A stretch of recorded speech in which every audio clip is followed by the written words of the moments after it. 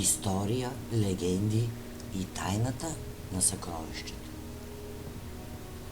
Кой е Вълчан войвода?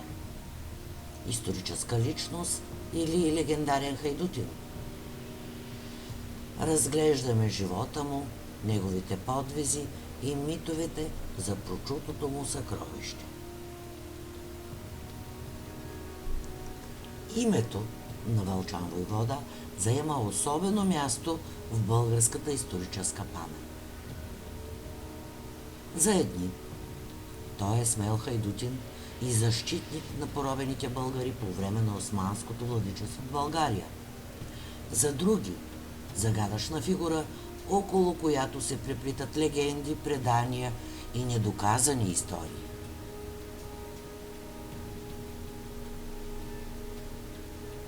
Именно тази смесица от факти и митове поражда дългогодишни спорове между историци и изследователи.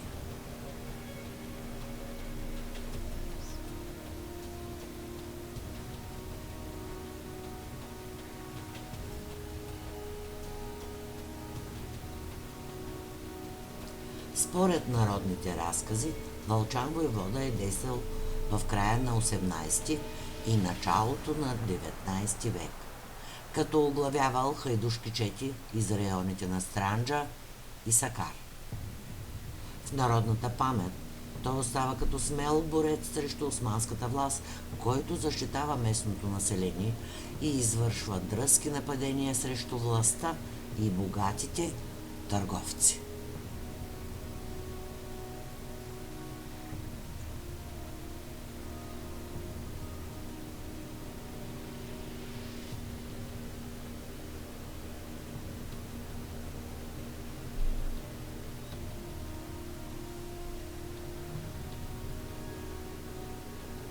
Една от най-популярните, но и най-оспорвани истории е свързана с съкровището на Вълчан войвода.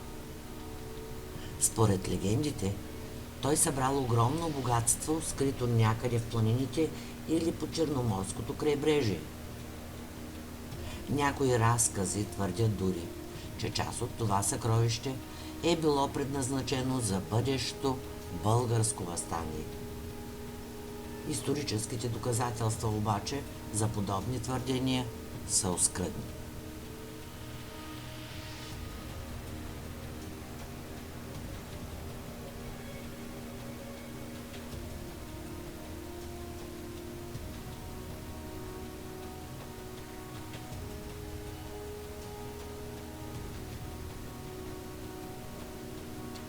Друг спорен въпрос е доколко образът на войводата е реален и доколко е изграден от народния фолклор.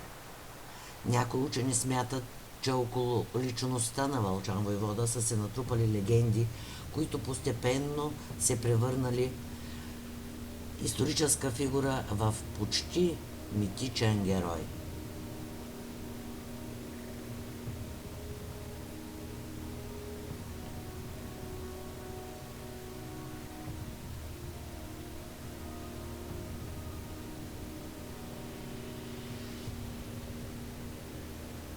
Така, Вълчан войвода остава една от най-загадъчните личности в българската история.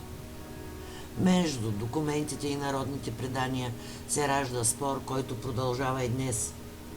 Къде всъщност свършва историческата истина и къде започва легендата?